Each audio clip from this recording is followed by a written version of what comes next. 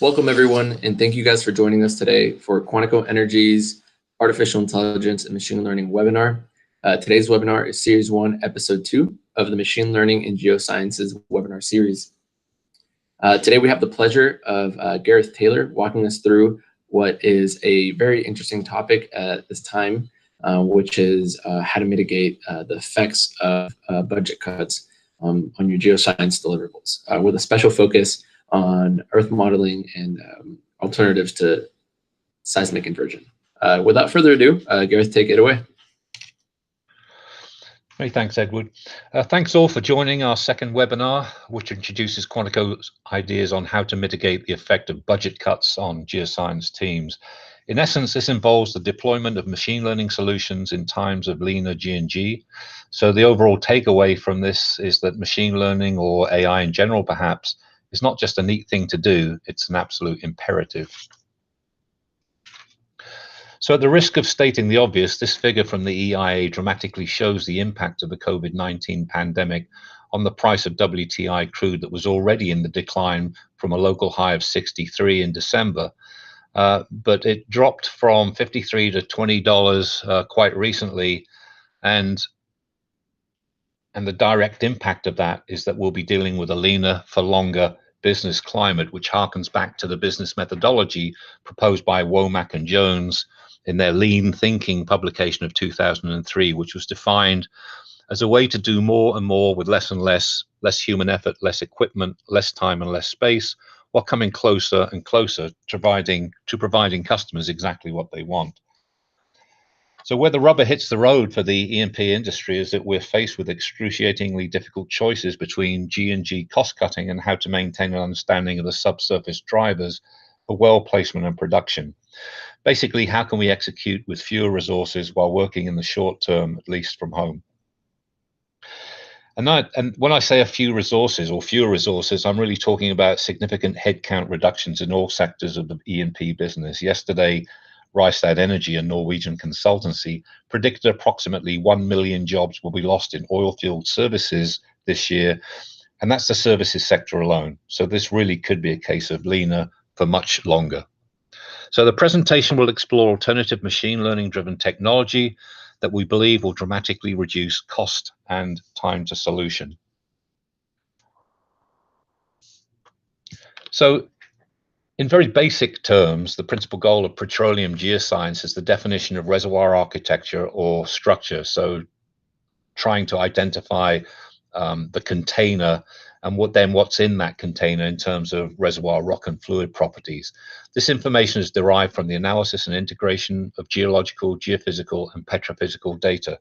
So that's not going to change. What we think can change with the widespread adoption of digitalization processes that include machine learning is productivity. So why do we think this? Well, firstly, we anticipate less time to be spent on data preparation. So in that context, machine learning approaches require no rock physics modeling, no wavelet extraction, or low frequency model construction to develop a simulated or predicted model of reservoir properties. Secondly, well and seismic based machine learning derived earth models can be delivered within 2 to 3 weeks versus 2 to 3 months of an equivalent product from a model driven approach. And importantly, as new log data is received, that earth model can be updated or completed in minutes rather than days. So secondly, we see a reciprocal increase in the amount of time dedicated to analysis and interpretation. So a comprehensive suite of machine learning derived deliverables is developed or produced that can be used by geoscientists and engineers, which provides significantly more time for hypothesis testing.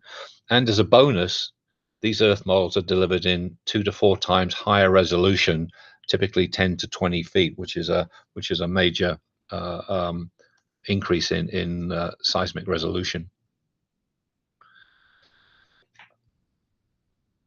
So to improve production and relevancy for drilling and completion engineers, machine learning delivers actionable attributes for geosteering, well placement, acreage assessment, frac design, and production prediction. And this can have a huge impact on risk mitigation. So these elastic petrophysical geomechanical properties are standard deliverables from both machine learning and deterministic model-driven inversions. But the suite of products are provided by the machine learning approach includes the drilling properties. So, as I mentioned, these are of great interest to drilling engineers. So, properties such as mud weight, wellbore stability, fracture gradient, MSE, UCS, friction angle, and perhaps other EDR drilling dynamics data.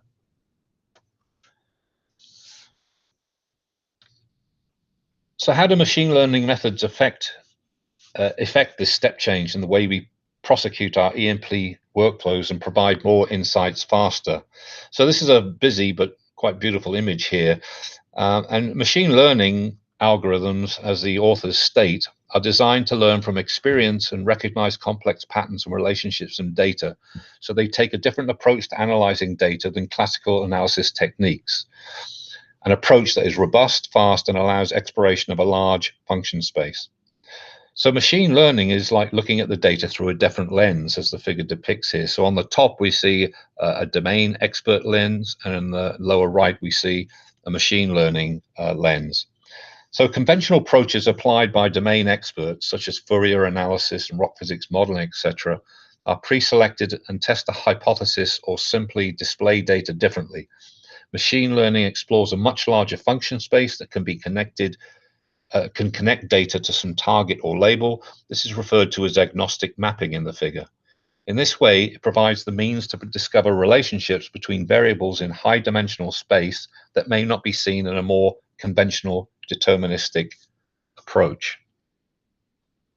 So Quantico uses machine learning tools to extract more actionable information from conventional geophysical methods, and perhaps for the first time, as I mentioned, this diverse array of seismic and well-derived deliverables has equal interest to drilling engineers as well as their conventional users, the geoscience community. So if we add some granularity to a reduced time to solution concept that's based on our experience, if we take two teams here, the first team would be one that adopts a machine learning approach, and team two would be one that adopts a conventional suite of tools and workflows. And we can see that both teams take delivery of a process seismic survey, 3D seismic survey, and they begin a basic interpretation, they condition the seismic data, and they perform some sort of seismic inversion for reservoir properties. So at the end of the first week, the team one has leveraged a machine learning solution to interpret faults, horizons, salt bodies, and potential reservoirs, whereas team two is using legacy software to perform the same tasks. At the end of week 3, team 1 has generated full volumes of elastic petrophysical drilling and geomechanical properties, whereas team 2 is still working on the interpretation part of the workflow. By week 6, team 1 has delivered a complete set of volumes of mud weight, impedance, porosity, pore pressure, density, and others, whereas by week 6, team 2 is still working on the interpretation part of the workflow. So the summary report is that team 1's use of data-driven technology allowed them to interpret the volume and generate multiple Earth model realizations in fewer than 2 months. The data is now in the hands of the reservoir engineers to begin field development and well placement decisions. Team 2, their summary report was that week 8, they had recently completed their interpretation. Is now beginning their seismic inversion workflow. Their delivery of inverted property volumes will not take place for another 3 to 6 months. So over the next year, 10 wells are drilled and completed inside the survey. So if you want to find out what happens to team 2 when drilling begins, please feel free to jump in on our series 2 webinar, Optimized Drilling with AI. So team 2 took 6 months longer to develop results than team 1. So clearly one would need to leverage ML technologies to make up that time difference. So how do you pivot to a team 1 situation? The idea is to take a page out of the technology sector playbook by adopting a digitalization strategy where data and technology are all cloud resident. And to help you with components of this adoption, Quantico offers software as a service and consultation services too. So we've developed 3 tiers in that regard. So we have a basic tier of products and services. And this would be for the team that needs an extra helping hand with basic seismic and well log preconditioning workflows. So the tasks here would include seismic conditioning, log conditioning using machine learning, time to depth well correction, seismic well ties, synthetic log predictions.